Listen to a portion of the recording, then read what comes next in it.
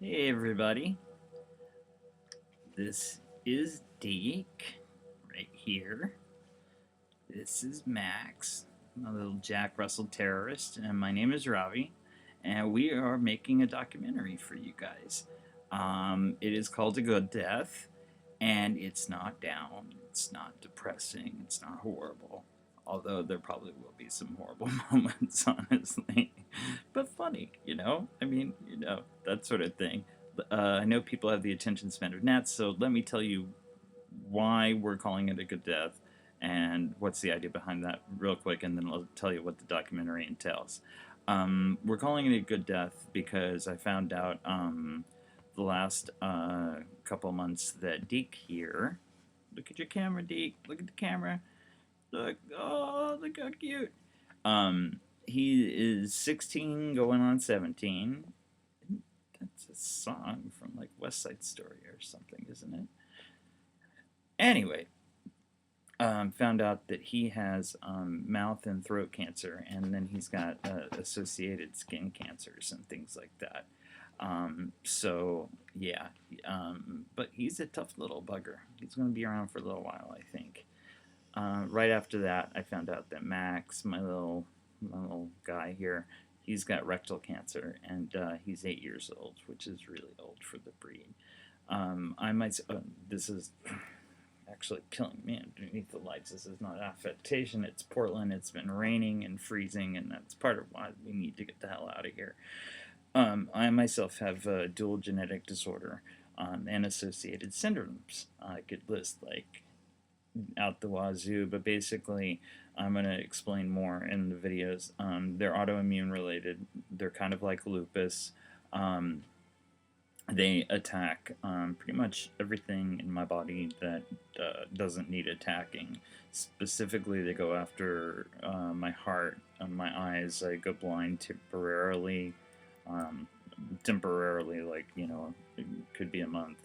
Um, but my kidneys, my liver, just kind of all over the place. And then the ancillary, the second disorder that I have is called ankylosing spondylitis. And it literally means bone closing disease. So my spine is fused, my neck is fused together, my ribs are fused together, my hips are trying to fuse, but I won't let them. I'm in very, very good shape because I do yoga, and I haven't listened to doctors too awfully much. Um, so yeah, we're all croaking basically, and I just had, I played by the rules. I came and did really aggressive treatments for 8 years, and at the end of that, all I had to show for it was tuberculosis, two colonizations of aspergillus that should have killed me, like literally should have killed me. Although I've heard, your expiration date is X and bypassed it like literally 4 times now. And then I had seven. Count 7. Yeah, my hand is all screwed up. So that's also like from the ankylosing spondylitis is screwing up my hands, and that's why I'm transitioning into documentary work instead of doing my normal art, which I'll tell you about. But 7 bouts of MRSA. Multiply resistant Staph aureus, that really nasty skin crap that, like, flesh eating bacteria that eats you alive and kills people like me, and survived them all. And I got really, really sick this winter, right? And it was right whenever I found out about these guys. And I saw a branch. You ever have those moments in your life where you can see like two distinct paths open up in front of you? And I think that we tend to take the path of least resistance. And that path was me staying put and watching these guys die, getting really depressed, and probably croaking in a bed, and just doesn't appeal to me. The reason why I'm calling it a good death is because in the Tibetan Buddhist tradition, I don't think it's restricted to Tibetan, but when a monk dies while meditating, that's kind of considered like approaching a state of nirvana, or actually just going into nirvana, and it's called a good death, and that that's what I want. but maybe the American version. So here's the idea. First and foremost, we want to entertain you. We want you to have a good time. We're not going to be like, rambling on and on and on about problems and things like that. I want these guys to travel and run around in the desert and go crazy and see things that, most people don't ever see. And for me as well. I've always wanted to travel and see all the Americana that people bypass but never stop at. I always try and get my friends to stop, and they're like, "No, who wants to see the biggest ball of twine? But we gotta like make 500 miles today." Well, no, I don't have to do that. I'm gonna stop everywhere I want, and these guys too. If they perk up, then we're pulling over, basically. Yeah, the focus is going to be. Sorry, I get really bad dry mouth. The focus. It's like a Margot Rubio move, isn't it? Let me reach for that water bottle. The focus is going to be on, like weird places and things like that. And I'm depending on you guys, to send in suggestions.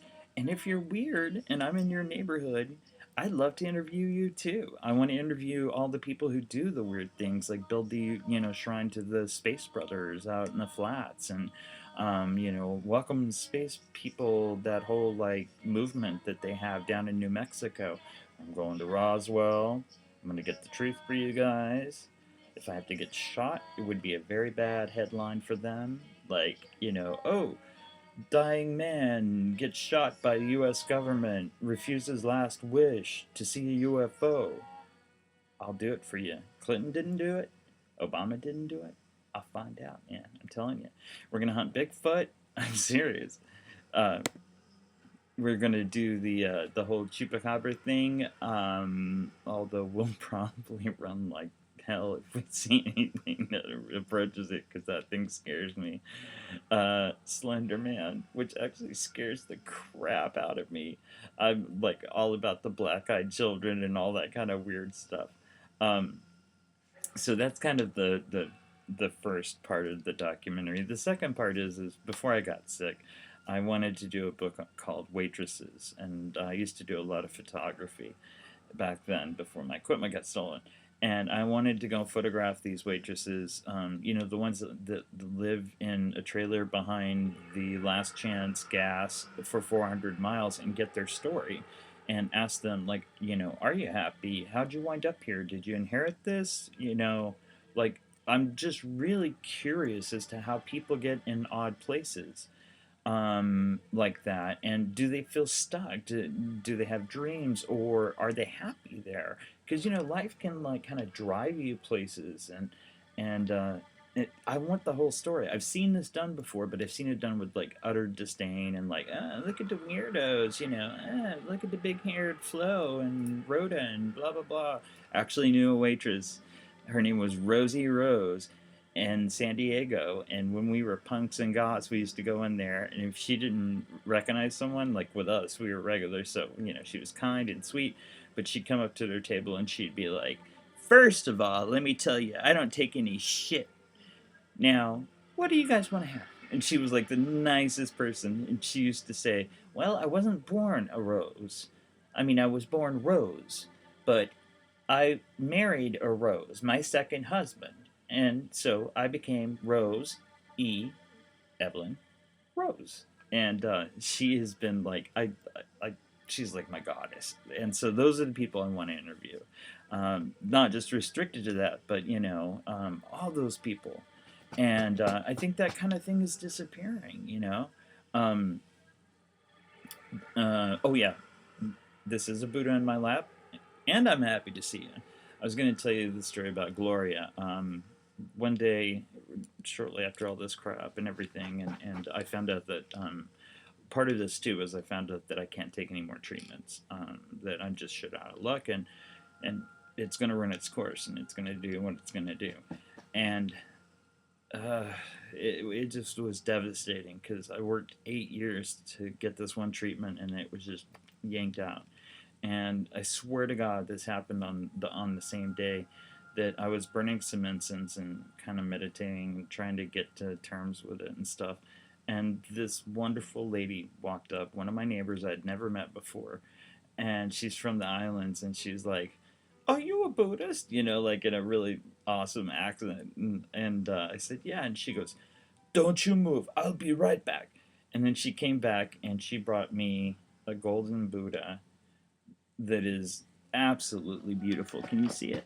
And he's happy. And she brought me Buddha incense and like oranges and like a whole Buddhist offering. And she's not Buddhist. She just had saved it for the right moment, and she changed everything for me that day. I can't tell you. Um, and I felt free for the first time.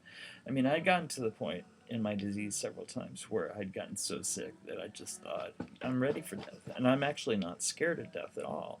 But life has a funny way of hanging on to you even when you don't want to hang on to it.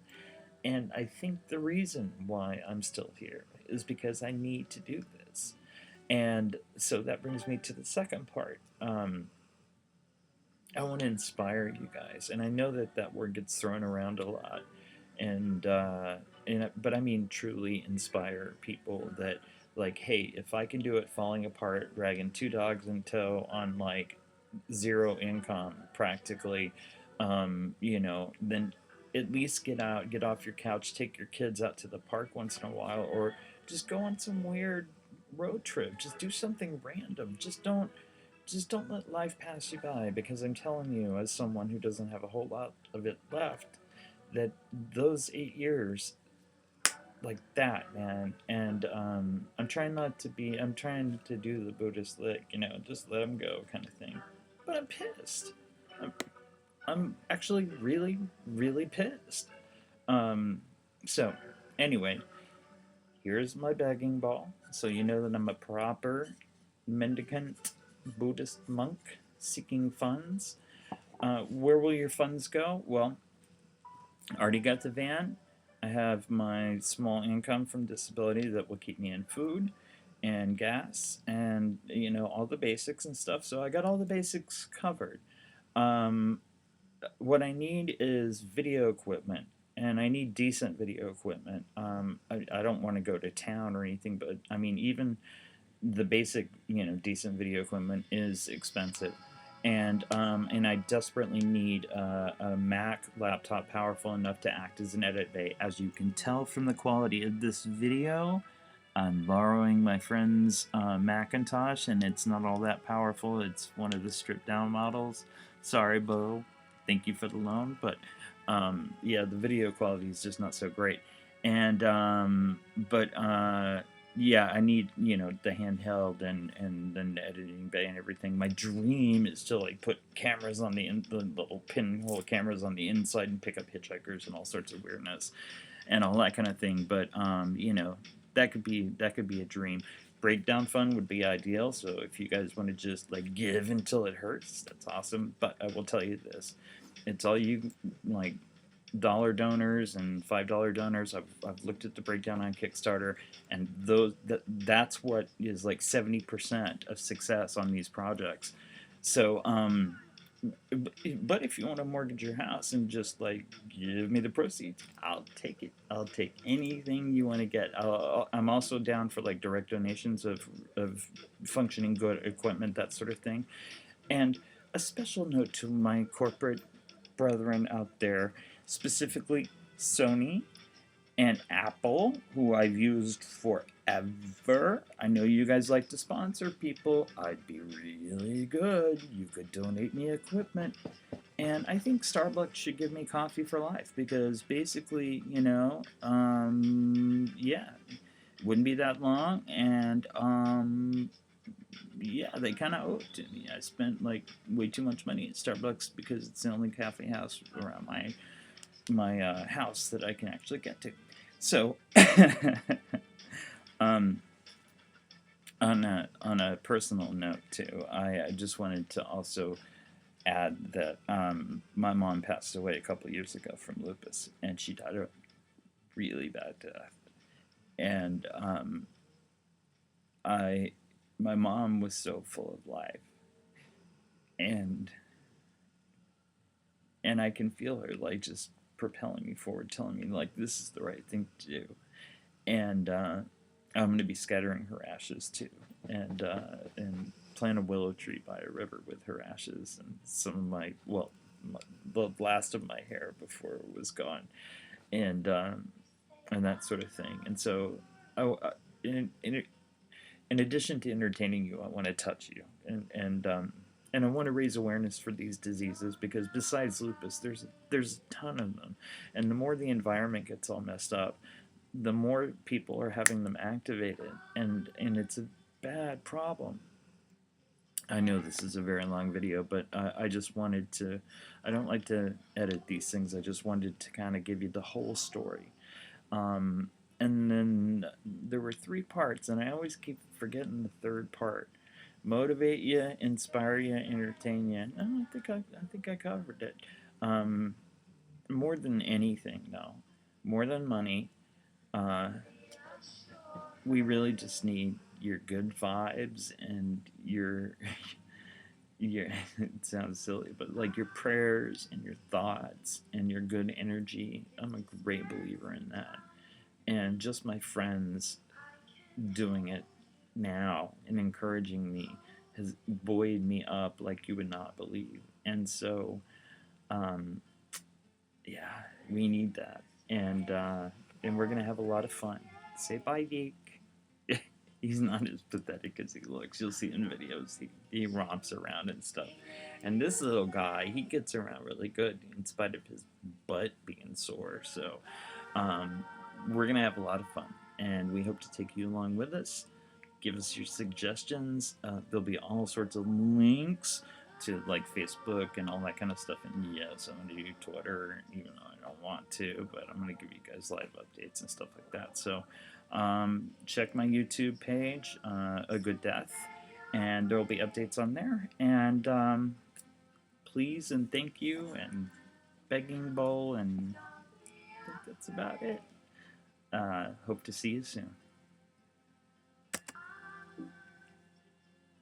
See, I can't even figure out how to do this stupid stop on this thing. I really need professional equipment. Bye, guys.